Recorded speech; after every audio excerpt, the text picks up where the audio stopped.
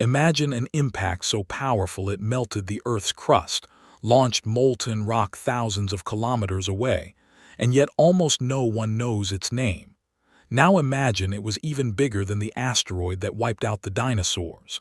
This isn't science fiction. This is the Vredefort impact.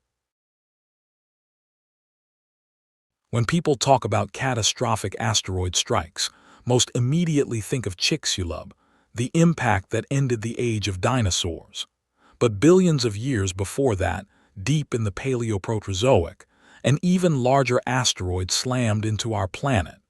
It's called Vredefort, and its impact ranks among the most powerful geological events in Earth's history. The Vredefort asteroid was 20 to 25 kilometers wide, roughly twice the size of Chicxulub. When it hit, it carved out a crater 250 to 280 kilometers across, making it the largest confirmed impact structure on Earth.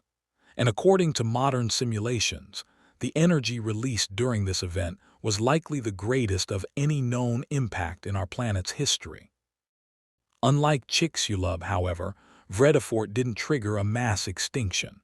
Not because it was less destructive, but because life on Earth at that time consisted only of simple microorganisms. Even so, the consequences were devastating.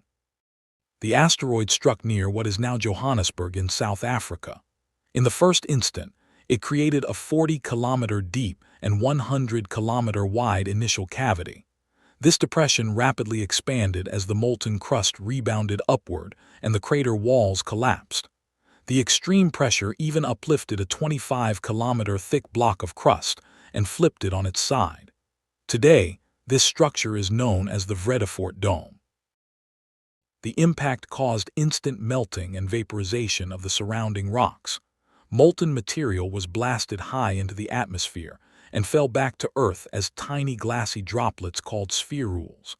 These spherules have been found as far away as modern-day Russia, 2,000 to 2,500 kilometers from the impact site, a testament to the unimaginable force of the explosion. The surrounding rocks still show shock deformation, breccias, and classic shatter cones, features that form only under extreme pressures. The impact likely caused global atmospheric effects, such as darkness, cooling, or chemical changes.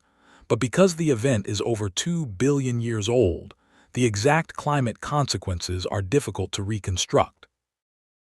And even though Vredefort didn't wipe out dinosaurs, they wouldn't appear for more than 1 billion years.